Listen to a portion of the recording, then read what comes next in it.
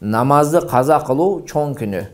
Эч качан намазды каза кылбаш керек. Бир намазды каза кылганда о күнөөгө аябай батабыз.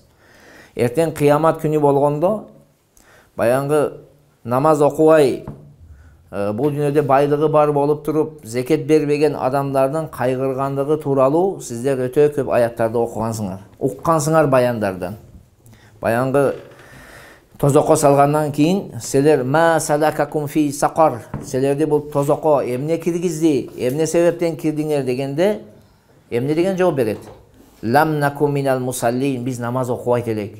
Валам накун нут'имул мискин, биз кедей камбагалдарга не тамак бербейт элек деген аятты силер жаттагансыңар 29-парада, туурабы?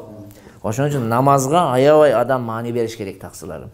Эми бирок адам баласы катарында эгерде ошол ишке бардык, намазыбыз каза болду, намазыбызды каза кылдык. Балким үзүр менен болсо азыр айтабыз. Үзүр башка, үзүрсүз башка да.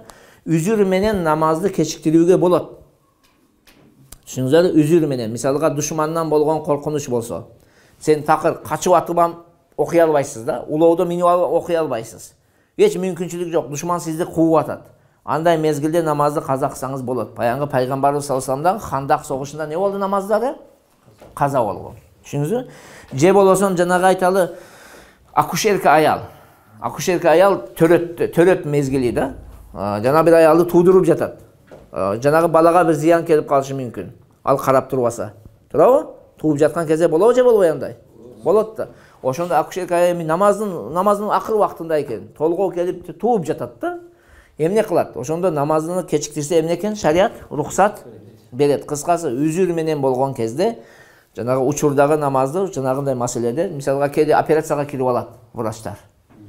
Туурабы? Именно намаз убакыты келип калышы мүмкүн. Эмне болду эми? Таштап чыгып кетиш керекпи? Таштап чыгып кетсе алга белгилүү бир мөөнөт наркоз берилген, ал өлүп калышы мүмкүн, башкасы болушу мүмкүн, караганга адам жок болушу мүмкүн, туурабы? Ошондой мезгилде врачтарга дагы не берилет, таксырым? Рухсат берилет да таахир кылууга, кечиктирүүгө. Себеби адамдын жанын сактап калыш керек болуп жатат бул жерде. Чүнкү ошончо үзүрсүз эгерде каза кыла турган болсоңуз, анда эки маселеси бар. Анын казасын окуу, анан экинчиси тауба кылуу деген маселе бар. Азыр мына жерде биз казасын окуу деп жатабыз го. Казасын окуу. Казасын окуу менен сиз ошол жоопкерчиликтен кутуласыз. Бирок жанагы кечиктиргени үчүн болгон күнөөсүнөн тауба кылышыңыз керек. Эки нерсе бар. Азыр мисалы айталы жумадыл бүгүн бамдатты оккан болбосо, азыр чыгат да эки рекет бамдатты эмне кылат? Окуйт, казасын аткарды. Бул милдеттен кутулду. Бирок кечиктирди. Кечиктиргени үчүн не жазылган буга? Ал тауба менен гана жоюлат. Түшүнүңүзбү? Тауба деп эмнени айтат? Кудай Тааладан кечирим сурайсың, кылган ишиңе өкүнөсүң, кайра ошол ишке барбайсың. Ошондо кечирилет күнөөсү. Ошон үчүн бул жерде эки маселени караш керек. Кээ бирлер казасын өткөрдүм, болду, бүттү, кутулдум дейт да. Жок, ал жерде тауба деген сөз бар. Кечиктирген үчүн күнөөсү үчүн сиз Кудай Тааладан кечирим сурашыңыз керек. Ал жака кайра кадам таштабашыңыз керек таксырым. Түшүндүңүздөр сөзүмө? Кыскасы темабыз эмне жөнүндө экен? Каза намаздарды окуу тууралуу таксыларым. Ушул жерде бир нерсе бар дагы. Жанагы кээде каза намаздарды окууду убакыты менен окуй албай калабыз го. Мисалга айталы жумадылда айталы бир канча каза намазы бар. Убакыты менен окуй албайт. Бирок ошонун себебини карайбыз.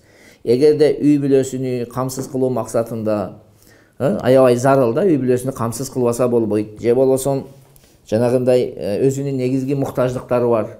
Өзүнүн тамак ашы үчүн иштеп жатат да. Ашыкча эмес. Курсагын тойгозуу үчүн иштеп жаткан кезде каза намазды окууну кечиктирсеңиз болот. Бирок учурдагы намазды кечиктирүүгө болбойт. Түшүндүңүзбү? Учурдагы намазды семьям үчүн, өзүм үчүн деген максатта кечиктирүү не эмес экен? Рухсат берилбейт таксырым. Эми каза намазды окууну кечиктирүү ушундай себептер менен рухсат берилет. Каза намазды окуунун немеси бир аз жеңилирээк да учурдагы намазга караганда. Анан бул бир. Экинчиси баянгы каза намаз, учурдагы намаз кандай милдет болсо каза намаз окуу дагы ошондой милдет. Себеби алымдарыбыздын сөзү бар. Яжибул кадо бима яжибу бихил ада. Учурдагы намаз кандай далилдер менен милдет болгон болсо, каза намаздар дагы ошол дал ошол далилдер менен эмне болот таксыларым? Милдет болот. Түшүнүктүүбү? Xo'p, assalomu alaykum va rahmatullohi va barakatuh.